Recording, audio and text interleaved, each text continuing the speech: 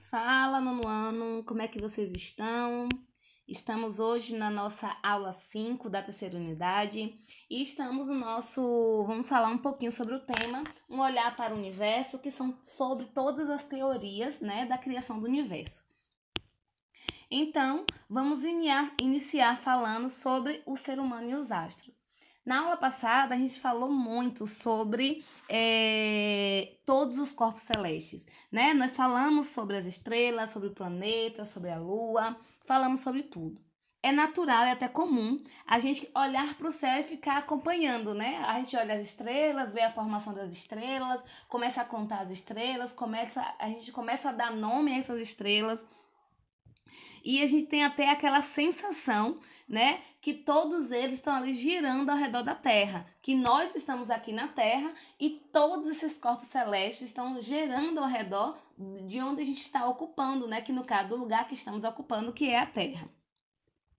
Só que, gente, existe um termo chamado de geocentrismo, esse que acabou de subir na tela aí. Eu quero que vocês observem essa imagem, né? A gente tem a Terra, né, no centro do universo, e ao redor da Terra, os outros astros, eles giravam ao seu redor. Então, esse geocentrismo foi vários astrônomos da antiguidade, né? Eles começaram a descobrir, a imaginar e a falar que para a teoria do universo, para a criação do universo, teria que ser dessa forma. Então, se realmente a Terra ficasse no centro do universo e todos os astros girassem ao seu redor, então aí a gente estaria falando do geocentrismo.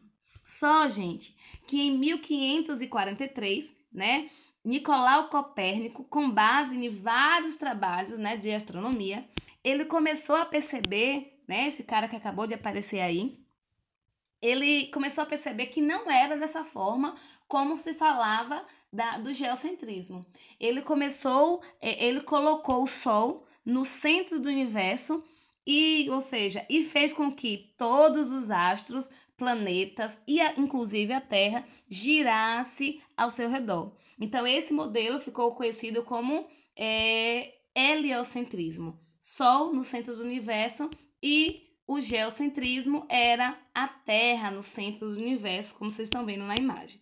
Certo, pessoal? Então, nós temos duas teorias, só que também essas teorias, elas não correspondem à realidade do universo, mas é aplicável, né, como primeira aproximação ao sistema solar. Ou seja, lá nas suas primeiras, quando se começou a falar do sistema solar, de tudo que pertencia ao sistema solar, começou a fazer essas teorias, vários estudiosos, astrônomos começaram a estudar sobre isso.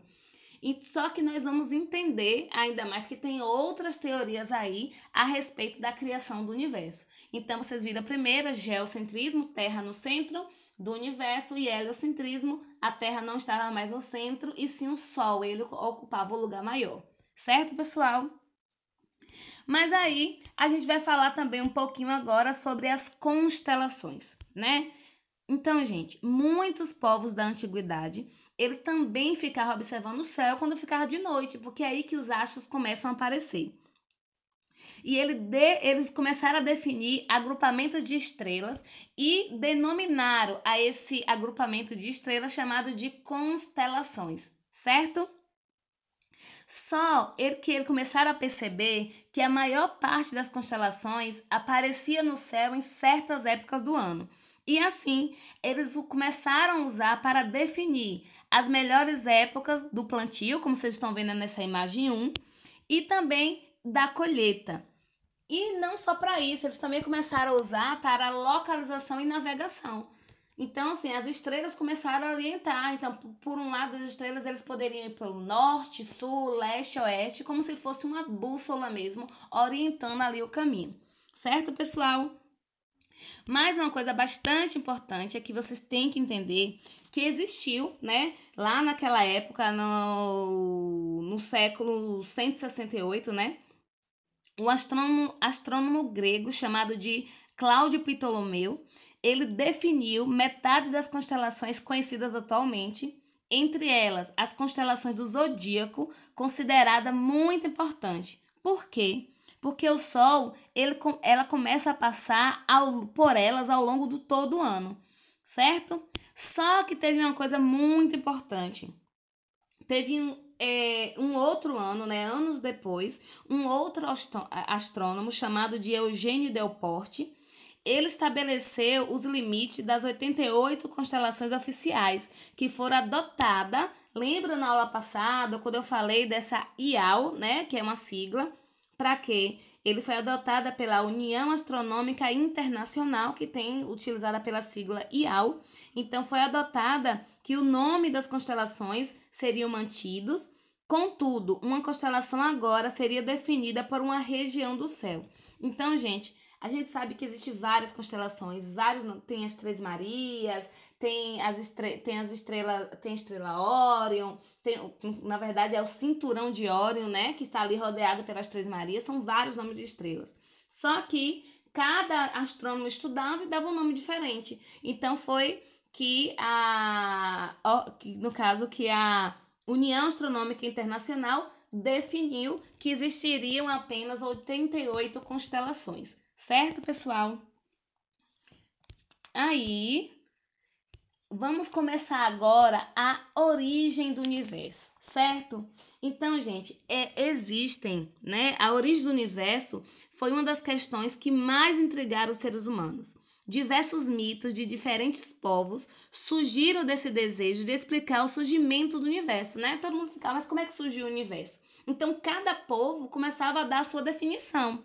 Então, a gente tem o primeiro mito, vamos falar sobre alguns mitos, né? Mito a gente sabe que é algo um pouco fantasioso, né? Que realmente não existiu, mas que os povos começaram a determinar como algo realmente certo. Então, vai ter o mito grego, tem o mito iorubá, tem o mito Kanamari e tem a teoria científica. Vamos falar um pouquinho sobre o mito grego. Então, gente, na mitologia grega, lá no início, né, havia um deus chamado de Caos, esse aqui da imagem, certo? Ele era esse Caos, né, esse deus Caos, ele determinava, ele simbolizava, na verdade, o imenso, o silencioso, o escuro, o vazio, certo? Então, desse primeiro deus chamado de Caos, surgiram Gaia. Essa Gaia é chamada da Mãe Terra. Aí surgiu Eros, que era o deus do amor. Surgiu Taros, que era o deus do submundo, algo muito sombrio. Só que aí, o que é que acontece? O Caos, né, que foi o primeiro que a gente acabou de falar, ele também originou Erebros, que era aqui, ó, esse primeiro aqui é o deus do submundo, e Nix, a deusa da noite, como vocês estão vendo aqui. Aí Gaia, que era a deusa da Mãe Terra, o que ela fez? Ela gerou, enquanto dormia, o Urano. Essa terceira imagem que vocês acabaram de ver. O Urano simbolizava o céu.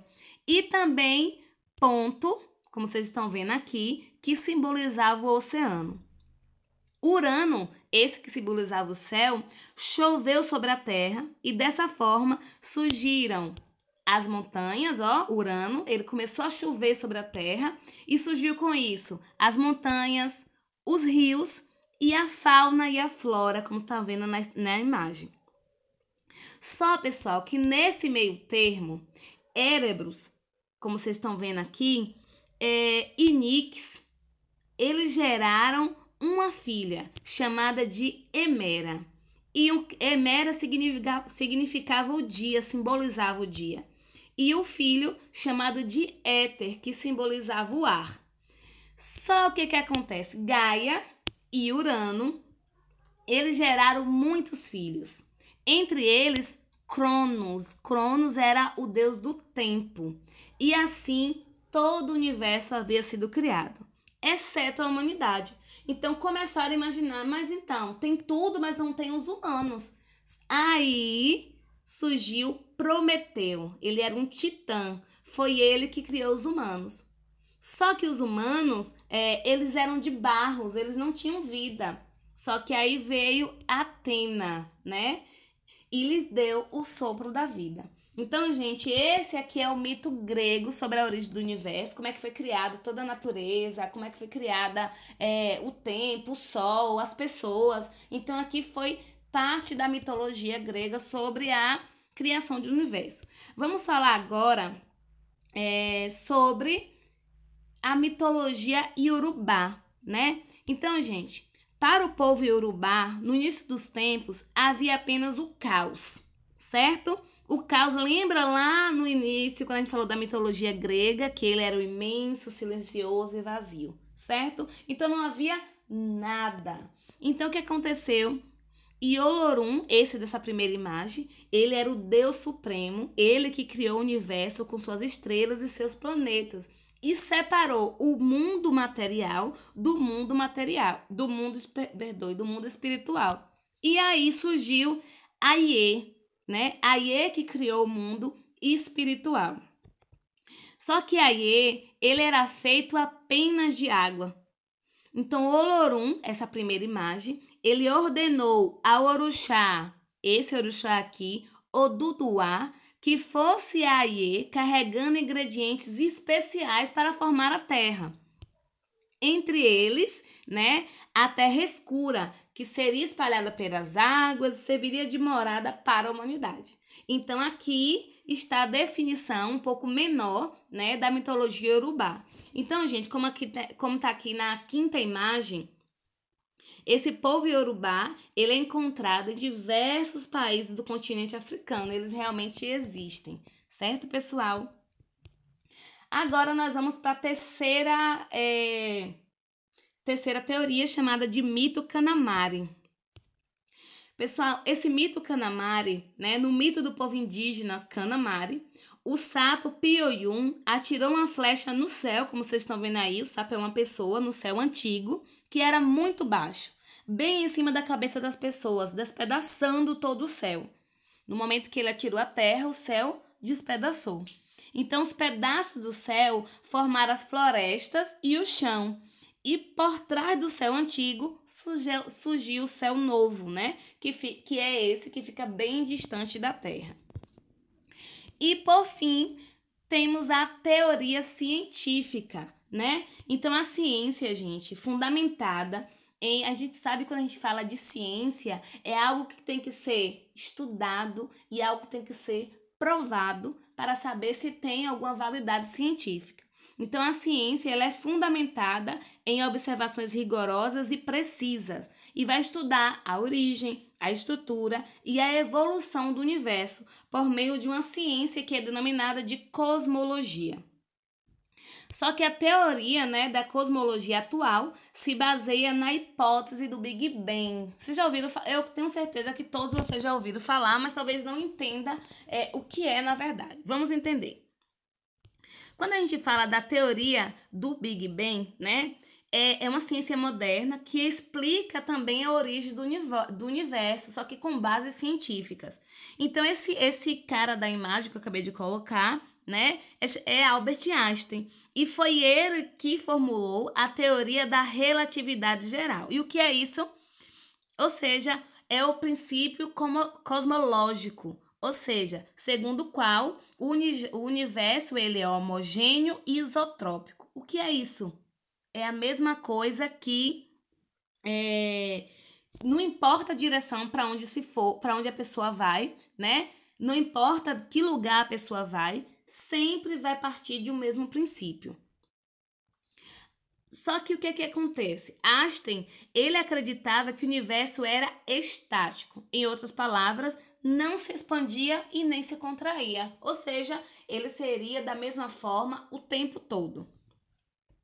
Só que, no entanto, né, a gente sabe que um estudioso levanta uma hipótese, uma pesquisa, e vem outro estudioso e começa a formular aquelas hipóteses para ver se realmente dava certo.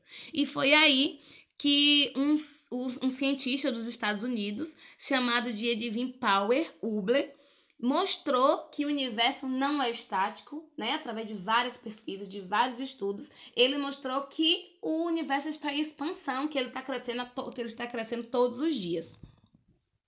Aí, durante a década de 1920, outro astrônomo belga, né, chamado de Georges Lemaitre, e o matemático russo, né, chamado de Alexander Friedman, resolveram as equações que Einstein fez lá no começo, né, para o universo em expansão, dando origem à cosmologia moderna. O que é isso? É todo o universo, todo o sistema solar, todos os planetas que estão em formação e que se formaram ao longo do tempo, tudo que nós estamos vendo a partir da Via Láctea. Certo, pessoal? Só que, segundo a teoria do Big Bang, o universo teve início como um ponto muito pequeno, como está nessa imagem aí, ó. Era um ponto muito pequeno, há cerca de 14 bilhões de anos. Por causas desconhecidas, ninguém sabe como foi que se originou. Então, só que de uma hora para outra começou a crescer de uma maneira assim muito rápida, muito abrupta, que ninguém conseguiu entender. Aí, pessoal, esse momento, ou seja, quando ele começou a crescer muito, né?